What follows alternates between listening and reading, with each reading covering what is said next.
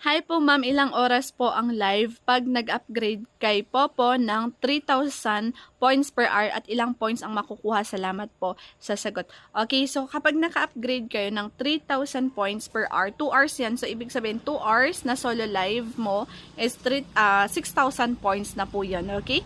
So before kayo guys mag-upgrade sa Popo account ninyo pag-aralan nyo muna siya kasi dito may maintenance once nag-upgrade kayo sa Popo. So, araw-araw kailangan nyo mag-trade para ma-maintain nyo yung 3,000 points per hour or 5,000 hanggang pataas na solo live per hour. So, ako talaga hindi ko siya recommended mag-upgrade kapag yung user na yun is hindi po siya naglalaro, hindi siya nananalo ng coins. Kasi nga po, kakainin lang po kayo ni Popo. So, dapat, ang tinuturo ko lang is yung libreng kitaan, yung hindi ka mapapagastos guys. Kasi sayang po, okay? So, pag mag-upgrade kayo. Kaya nga lagi kong sinasabi talaga,